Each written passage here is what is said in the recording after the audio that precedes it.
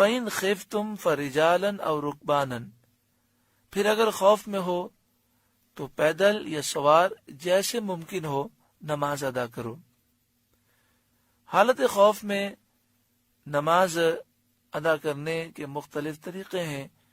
یہاں فرمایا گیا کہ حالت خوف میں تم پیدل بھی نماز ادا کر سکتے ہو اور سوار بھی ادا کر سکتے ہو۔ فَإِذَا أَمِنْتُمْ، پھر جب تم اطمینان سے ہو، فَاذْكُرُوا اللَّهَ، تو اللہ کی یاد کرو، کما علمکم، جیسا کہ اس نے سکھایا، ما لم تکونوا تعلمون، جو تم نہ جانتے تھے۔ یعنی جب انسان حالت خوف میں ہو تو سنتیں چھوڑ دے، نوافل چھوڑ دے، صرف فرض ادا کر لے، یا سفر میں ہے اور ٹرین جانے کا خدشہ ہے تو وہ فرض پڑھے اور جلدی جلدی پڑھ لے، سارے مسائل کی اجازت ہے۔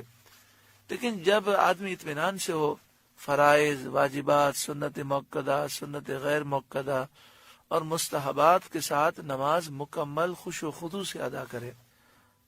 والذین یتوفون منکم، اور وہ لوگ جو تم میں سے انتقال کر جائیں، وَيَذَرُونَ أَزْوَاجًا، اور بیویاں چھوڑ جائیں، وَصِيَّةً لِأَزْوَاجِهِمْ، وہ اپنی عورتوں کے لیے وصیت کر جائیں، مَتَاعًا إِلَى الْحَوْلِ غیر اخراج، سال بھر تک نان نفقہ دینے کی بے نکالے، غیر اخراج یعنی یہ وصیت کر کے جائیں کہ ہمارے مرنے کے بعد ہماری بیویوں کو 1 سال تک ہمارے گھر میں رہنے دیا جائے، انہیں نہ نکالا جائے اور انہیں کھانا پینا دیا جائے۔ یہ حکم پہلے تھا، بعد میں منسوخ ہو گیا۔ اب وصیت کرنا لازم نہیں ہے، کیونکہ شریعت نے بیوہ کے لیے حصہ مقرر فرما دیا کہ اگر کسی مرد کا انتقال ہو اور اس کی اولاد ہو تو پھر بیوہ کو 12.5% جائیداد میں سے 12.5% بیوہ کو دیا جائے گا، اور اگر کسی مرد کا انتقال ہو اور اس کی اولاد نہ ہو تو بیوہ کو 25% جائیداد دی جائے گی۔ تو اس لیے وصیت کرنے کا حکم منسوخ ہو گیا ان آیات سے۔ اور 1 سال کی عدت کا جو یہاں پر ذکر ہے، متاعن الی الحول، حول سال کو کہتے ہیں، تو جو پچھلی آیت گزری ہے ترتیب میں پہلے ہے اور یہ بعد میں ہے، لیکن نزول میں اس کا نزول بعد میں ہوا، اور اس آیت کریمہ جس کا ابھی ہم ترجمہ سن رہے ہیں اس کا نزول پہلے ہوا تھا۔ تو پہلے 1 سال کی عدت کا حکم تھا، پھر بیوہ کے لیے 4 مہینے اور 10 دن۔ فَإِنْ خَرَجْنَا، پھر اگر وہ خود نکل جائیں، فَلَا جُنَاحَ عَلَيْكُمْ فِي مَا فَعَلْنَ فِي أَنفُسِهِنَّ مِن مَّعْرُوفٍ، تو تم پر اس کا کچھ گناہ نہیں جو انہوں نے اپنے معاملے میں مناسب طور پر فیصلہ کیا۔ شرعی مسئلہ یہ ہے کہ عورت کو عدت اپنے شوہر کے گھر میں گزارنی چاہیے، اور جب تک عدت پوری نہ ہو جائے وہاں سے باہر جانا یہ گناہ ہے۔ واللہ عزیز حکیم، اور اللہ غالب حکمت والا ہے۔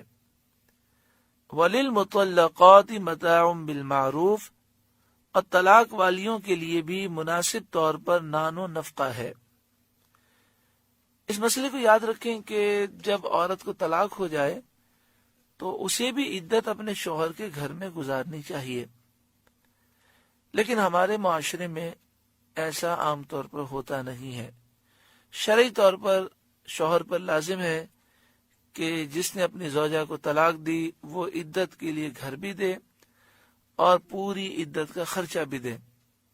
اگر بالفرض 3 طلاقیں ہو گئیں تو اس صورت میں شوہر کا اور بیوی کا آپس میں پردہ ہوگا، وہ اس کی بیوی نہ رہی، تو اس صورت میں اسے اس طرح عدت کے لیے اسے کمرہ دینا ہوگا کہ جس میں بے پردگی کا کوئی اندیشہ نہ ہو، یعنی مرد یا تو اس مکان سے چلا جائے یا مکان کے 2 پورشن ہو اور مرد کے آنے جانے کا راستہ اور ہو، اور عورت دوسرے کمرے میں ہو، ساتھ میں کوئی اور عورت بھی ہو، تاکہ کسی قسم کا آمنا سامنا نہ ہو اور بے پردگی نہ ہو۔ ہمارے یہاں پر جب طلاق دی جاتی ہے تو دھکے مار کر گھر سے نکال دیا جاتا ہے، اور عدت کے اخراجات اور یہ تو کسی کی سوچ ہی نہیں ہے۔ اللہ تبارک و تعالی ہر ایک کو عقل سلیم عطا فرمائے۔ اچھا، ہمارے یہاں پر جب طلاق دی جاتی ہے تو ایک ساتھ 3 طلاقیں ہوتی ہیں۔ ایک ساتھ 3 طلاقیں دی جائیں تو طلاق ہو جاتی ہے، مگر ایسا کرنا حرام ہے، گناہ ہے۔ جب بھی کسی کو طلاق دینی ہو تو صحیح طریقہ یہ ہے کہ طہر میں جس میں قربت نہ کی گئی، ایسے طہر میں صرف ایک ہی طلاق دی جائے۔ حقاً علی المتقین، یہ پرہیزگاروں پر واجب ہے، یعنی طلاق شدہ عورتوں کے لیے عدت کا خرچہ یہ پرہیزگاروں پر واجب ہے۔ کذالک، اسی طرح یبین اللہ بیان فرماتا ہے، لکم آیاتہ، تمہارے لیے اپنی آیتیں، لعلکم تعقلون، تاکہ تم سمجھو۔ الحمدللہ سورہ بقرہ کا 31واں رکوع مکمل ہوا۔ اللہ تعالی اس رکوع کے نور سے ہمارے قلوب کو روشن منور فرمائے۔ اس رکوع میں نماز وسطیٰ کا ذکر ہے اور تمام نمازوں کی حفاظت کا ذکر ہے۔ اللہ کے حضور ادب سے کھڑے رہنے کا حکم ہے۔ اللہ تعالی ہمیں نمازوں میں خشوع و خضوع عطا فرمائے۔ اللہ ہمیں سچی پکی توبہ نصیب فرمائے۔ اللہ ہمیں ایسی توبہ نصیب فرمائے کہ نقصان نفع سے بدل جائے۔ اب جو چند زندگی کے دن یا لمحے باقی ہیں، اللہ تعالی ہمیں قدر نصیب فرمائے اور مرنے سے پہلے ہمیں موت کی تیاری کی توفیق عطا فرمائے۔ آمین بجاہ سید المرسلین صلی اللہ علیہ وآلہ وسلم۔